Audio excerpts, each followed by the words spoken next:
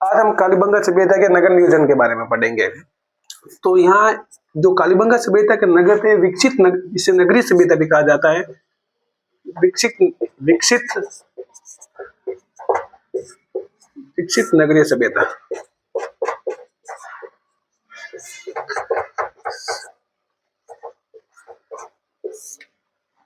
ये जो कालीबंगा के यहाँ महल मिले या इसके अवशेष मिले, ये दो भागों में मिले, एक पश्चिमी भाग, दूसरा पूर्वी भाग। इस दोनों में विशेषता ये थी पश्चिम भाग और पूर्वी भाग, जो ये पश्चिम में दुर्ग थे जो ऊंचे थे और पूर्वी जो दुर्ग महल मिले वो निम्न थे। यहाँ जो पश्चिम वाला क्षेत्रफल कम था, दुर्गिगत का भाग क्षेत्रफल कम था,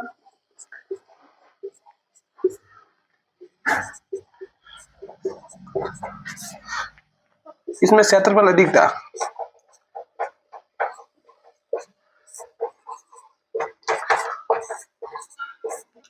यहाँ जनसंख्या कम निवास करती थी,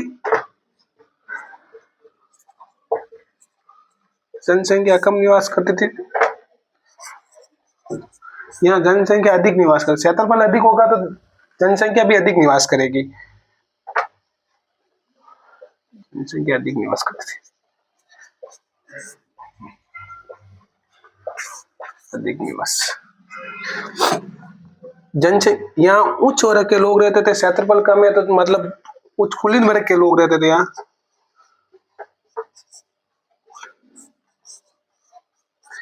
यहाँ निम्न और सामान्य वर्ग के लोग रहते थे।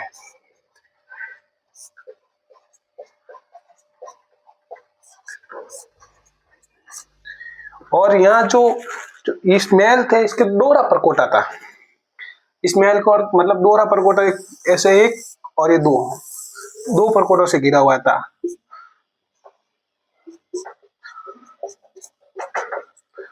परकोटा जो कालीबंगा सभ्यता क्या सिंधु घाटी सभ्यता का एकमात्र स्थान जो दोहरा सभ्यता से दोहरा परकोटे से घिरा हुआ।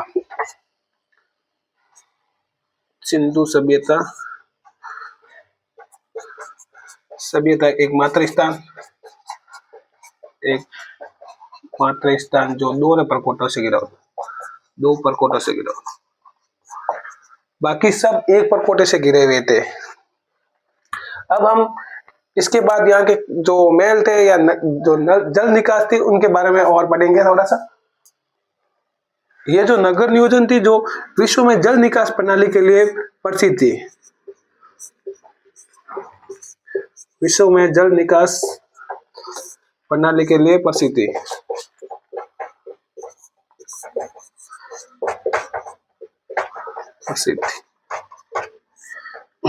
बाद में जो यहाँ जो सड़कों के अवशेष मिले हैं वो सड़कें एक दूसरे को समकोण पे काटती थी। जैसे एक सड़क है यहाँ समकोण मतलब 90 डिग्री की, इस जो इसके 20 की दूरी थी, एक जिसकी चौड़ाई थी वो थी 7.2 मीटर, सड़क के 20 की दूरी। और जो गलियां थी, ये मुख्य सड़क से अलग अलग छोटी छोटी गलियां थी, उसकी थी 1.2 मीटर लंबाई। यहां से जो महल बने, महल के अवशेष मिले, उसमें कच्ची ईंटों का प्रयोग किया गया है। कच्ची ईंटों का प्रयोग,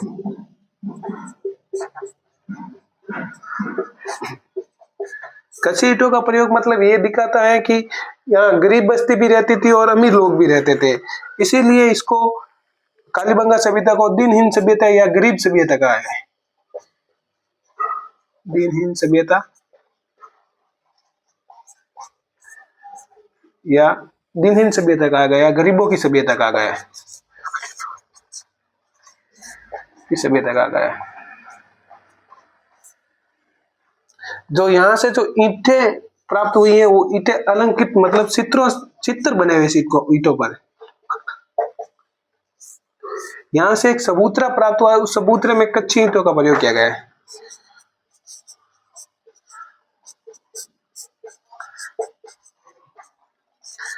कच्ची ईंटों का प्रयोग।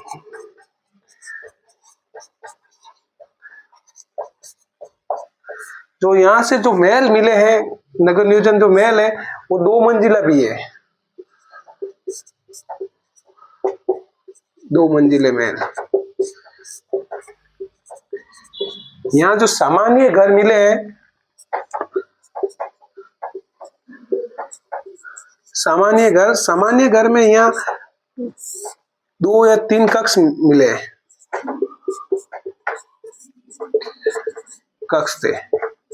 और इसी के साथ यहाँ एक प्रत्येक घर में एक कुएं के अवशेष भी मिले हैं, अवशेष भी मिला है।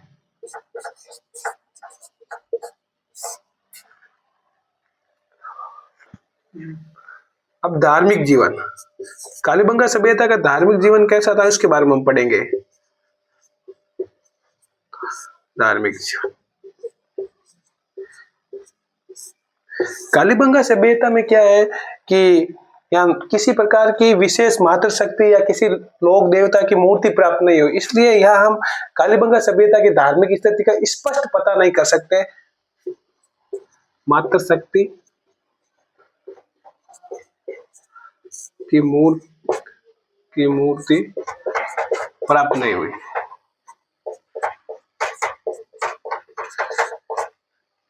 और यहाँ की धार्मिक स्थिति की स्पष्ट धार्मिक जीवन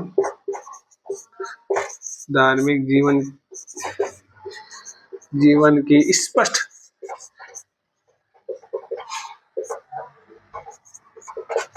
जानकारी नहीं मिलती है।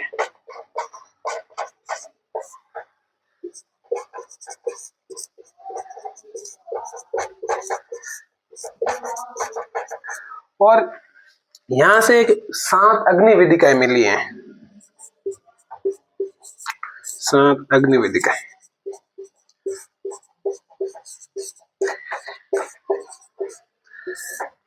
सात अग्नि वेदिका से ये जानकारी मिलती है कि यहाँ हवन, कालीबंगा सभ्यता के लोग हवन पूजा करते थे।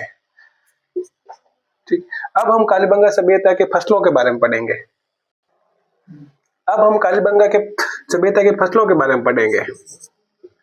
फसलें, कालीबंगा सभ्यता के लोग फसलों में कपास, गेहूं और जौ की खेती करते थे। जो कालीबंगा सभ्यता में इस कपास को सीडन कहा जाता था।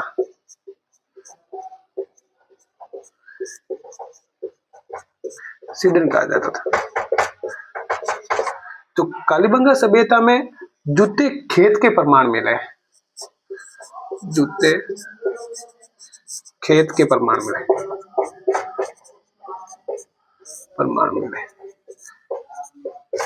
ये जो जूते खेत के प्रमाण मिले हैं कालीबंगा सभ्यता के दक्षिणी पूर्वी हिस्से में मिले। जूते खेत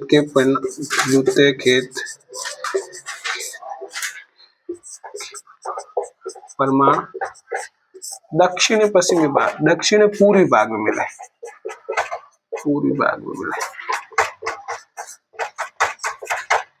ठीक है।